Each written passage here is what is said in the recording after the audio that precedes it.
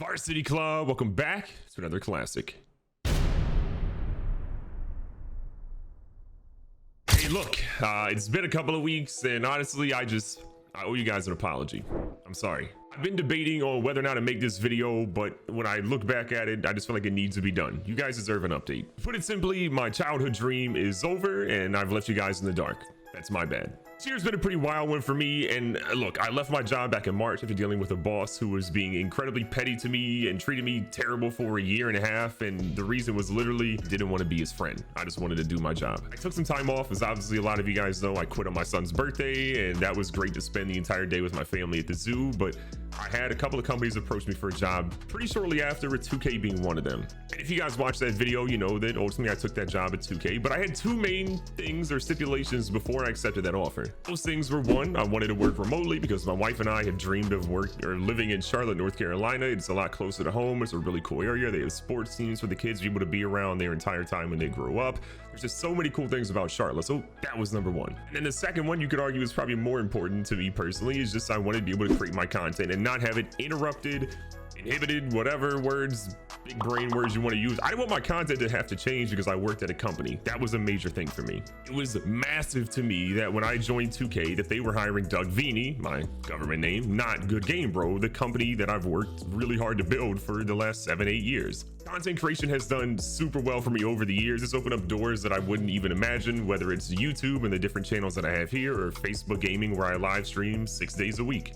But more importantly than how well content creation has done for me financially, it has done incredibly well for me in my mentals with just a creative release. I've always been the type of person that I need something secondary in my life, right? If I work a full-time job, I need something creative that I can just do that creative side of my brain and just see people react to what I create. That reaction doesn't always have to be positive, because a lot of you little sausage finger murderers are crazy in the comments down below. But I look forward to seeing how people react. Do they love something? Do they hate something? Do they want more of it? Do they really just wish I did something different? I always yearn for that. I read all the comments. That's probably unhealthy, but I read all of them. 2K agreed. They said I could work remotely. They said they were hiring Doug Vini, not GoodGameBro, and that they didn't want to touch my content creation or didn't care about that. That was just a plus for them that I was a content creator. Fast forward a couple of months, in late August, Xbox reaches out to me and they approached me with a really cool idea about doing a video around Madden and Saquon Barkley. And I wanted to say yes, but I got to do my due diligence. I went to talk to my boss to make sure things were good. I gave my boss a breakdown of what would be happening, that I'd be playing Madden, that it'd be with Saquon Barkley, that it'd be on Xbox's channel, and that all these information was important, and I gave it to him. But I said, before I accept it, I want to make sure that you're good with it, and that even more important, 2K is good with it. My boss told me yes, and even though I wanted to be going straight to Xbox, again, this is a really cool opportunity, I still said, like, can you just go make sure that 2K in general is okay with it before I go say yes, because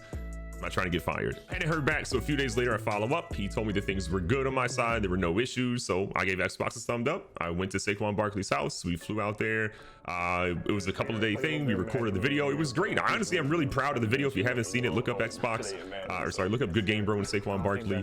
I'm sure it's out there still on YouTube. Saquon was dope. We talked about a whole lot of stuff. We have daughters that are pretty similar in age. We talked about being fathers and, you know, just video games and sports and just stuff in general, man. I even have him on my fantasy team. I'm in the championship game. He's incredible, and it was such a cool opportunity. Fast forwarding a little bit, my wife and I were in Charlotte, North Carolina. We were looking at houses. So I had taken a couple of days off from work, and I got a really toxic and threatening email, which the details I won't really go into the specifics of, but let's just say a couple days later, I was no longer working at 2K. As a kid, I always had the dream of working in the gaming industry, whether it was playing, you know, 3D baseball, one of the first sports games I ever played, or EA Sports titles early on, or 2K when the Dreamcast came out. I played so much NBA 2K because Allen Iverson was on the cover. That was a dude from Virginia, and I felt like, oh my God, if somebody from Virginia can be on the cover of a video game, I can do whatever. I've been a content creator for a really long time, and I think it's been great for me. I've learned the good, the bad, and the ugly of the gaming industry, and honestly, I wouldn't change anything about it. I mean, even looking at my situation, I genuinely wouldn't change anything, knowing even that 2K would change their approach and their stance on how it is for content creation and my content that I was creating. I wouldn't change anything. It sucks that the dream is officially over, but honestly, I still feel like I went about it the way that I wanted to, which is open and honest, which is how I try to approach everything. But also say that it's super important to me that you're not toxic to anyone at 2K, you're not toxic to the company or anything of that nature. This is not me trying to say, oh, they're bad or whatever. I enjoyed my time working there. Sure, I don't appreciate how things ended there and how things were sort of flipped on me, but I do not want you to be negative to them because of me. If you enjoy their games, enjoy their games. These are video games. These are things they're supposed to do leisurely or competitively or whatever. There's no reason to hate on a company or individuals because of your personal feelings towards something that may have happened to me. I promise you, I'm always going to be okay. Look, this year has been a weird one for me, right? I received personal accolades. I got listed as one of the top influencer marketing executives in Business Insider.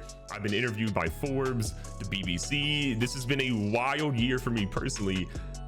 And I think it's still crazy that after all these things, here I am as a full-time content creator. And to think that even if something bad happens to me on the professional side, right, for what I typically do on my day-to-day 9 to 5, that I have content creation to fall back on as a job.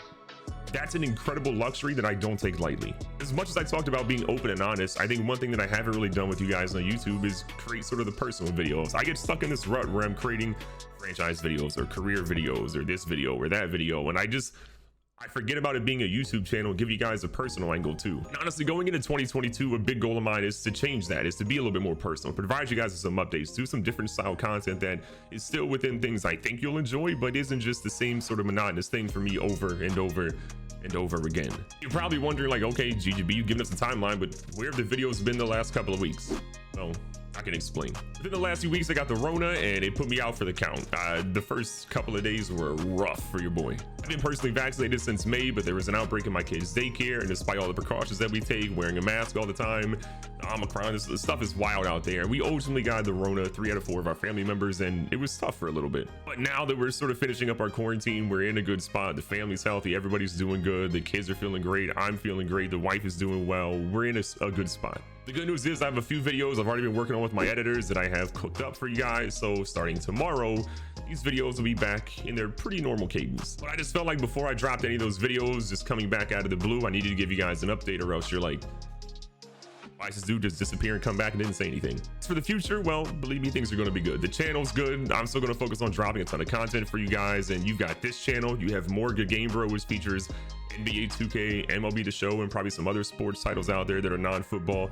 You have Good Game Bro Shorts, another channel that sort of focuses on short moments from my live streams. You can go ahead and subscribe to if you want. And then you also have my Facebook gaming channel, which is where I stream 6 days a week. If you enjoy my content, if you want to see me playing Warzone or Fortnite or Halo or whatever, that's a really good channel to go ahead and follow, fb.gg/goodgamebro. Well, the best thing though, especially if you made it this far, is I recommend joining my Discord, discord.gg/goodgamebro. If you join that Discord, you get notifications every single time I drop a YouTube video, every single time a live stream goes live. You can ask me questions in the Discord. You get to hang out with other people in the community. I sometimes drop hints and teasers for things that I'm working on, that I'm dropping for YouTube, or allow you guys to give me feedback on stuff I'm working on. It's just a really cool place to connect as a community. But look, seriously, despite all the wild ups and downs that 2021 has had for my family and I, this has been an incredible year. Aside of the Rona, I'm in good health, my family's in good health, and I've got to spend way more time with my kids than I thought I would beginning of the year, so that's a bonus for me. But to give you guys a little teaser, I already have a lot of big plans for 2022, and I cannot wait for you guys to see some of them. There's some cool stuff coming. Whether you're thinking about the merch or the YouTube video content that I have, or the streams that I do, or some other things that I can't really talk about yet, there's some great stuff coming next year. I'm rambling, but at the end of this, I just want to say thank you so much for giving me an opportunity to create content for my creative release, but also giving me a safety net of sorts of when things don't work out for me professionally, I've got content creation to really lean into and fall back on even more so than I thought I could. The time you spend on this channel, the videos you watch, the comments you leave, the sponsorship support that you ultimately give me, those things changed my life and my family's life, and I'm forever grateful for that. Thanks for being an incredible community and allowing me to entertain you a little bit, except for you sausage finger Mervins. I appreciate it a ton. Be safe, be smart, tell somebody you love them. Catch you guys on the next one.